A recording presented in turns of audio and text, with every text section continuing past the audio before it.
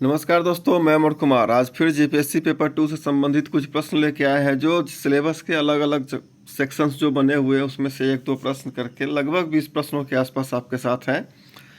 ये corona virus से संबंधित कुछ इंस्ट्रक्शंस है जो समय समय पर सरकार के द्वारा जारी की जाती है, तो आप इसे नज़रअंदाज तो बिल्कुल ही ना करें और इस पर ध्यान लगाए रखें।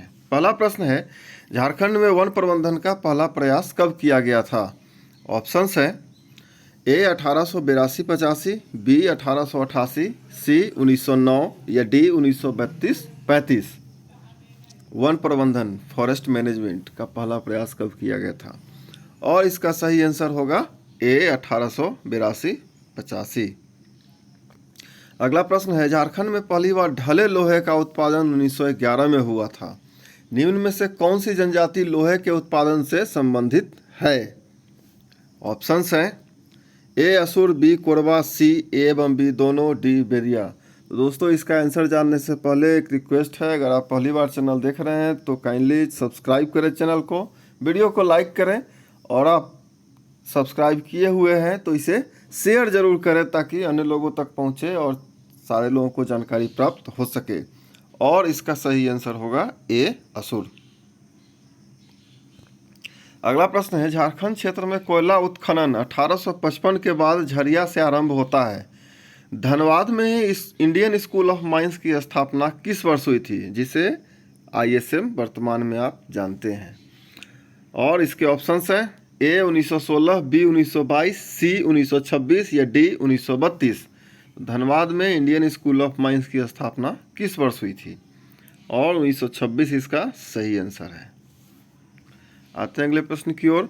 एल्युमिनियम उद्योग की स्थापना भारत में सर्वप्रथम 1937 में हुई थी, किंतु दूसरे कारखाने की स्थापना किस वर्ष मुरी में हुई थी? मुरी रांची जिला के अंतर्गत आता है। ए 1926, बी 1932, सी 1938, डी 1943।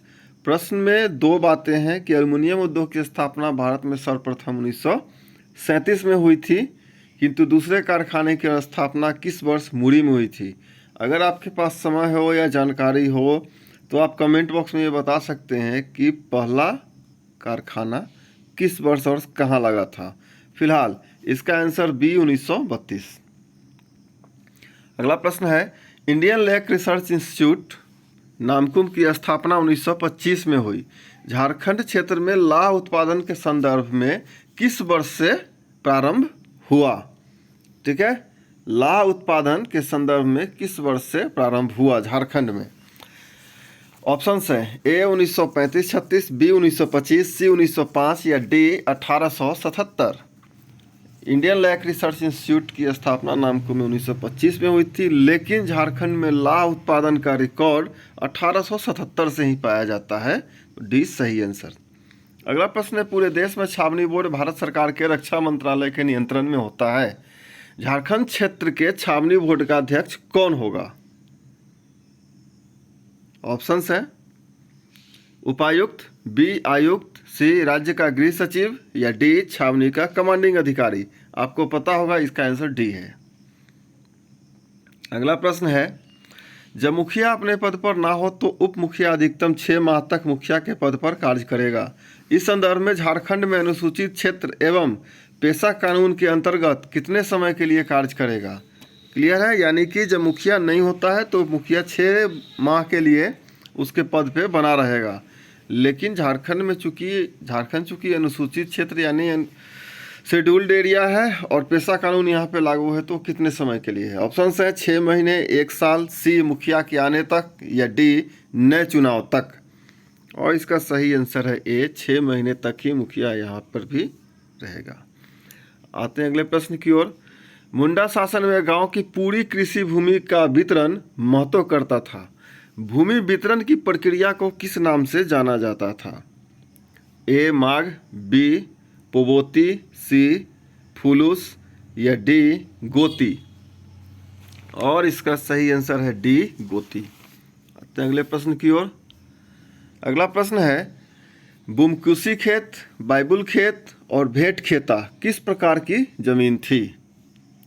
ए भुइयारी जमीन, बी खुटकटी जमीन, सी पहनई जमीन या डी पुश्तैनी जमीन। और पुश्तैनी जमीन इसका सही आंसर है। आते हैं अगले प्रश्न की ओर। जिस भूमि पर परहा राजा का अधिकार होता था वह मझियस कहा जाता था। छत्तीसा, उठकर, कोरकर किस भूमि के काश्तकार थे? ऑप्शंस है ए पनभरा, बी राजहंस, सी मझियस, डी पहनई। ऑप्शन बी में राजहंस नहीं राजहंस होगा। ओके यस राजहंस, और इसका सही आंसर है ऑप्शन बी राजहंस। अगला प्रश्न है 1780 में रामगढ़ हिल ट्रैक्ट में रामगढ़, चतरा और छोटा नागपुर खास शामिल था। इसका प्रशासन किस स्थान से संचालित होता था? ए पटना, बी हजारीबाग, सी कोडरमा, डी सिरघाटी। तो रामगढ़ हिल ट्रैक्ट का संचालन सिरघाटी से होता था।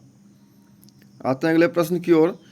केवल निजी भूमि अपने संबंधियों को ही बेची जा सकती थी, दूसरे गांव के लोगों को नहीं बेचा जा सकता था, लेकिन भूस्वामी अपनी भूमि किराया पर दे सकता था।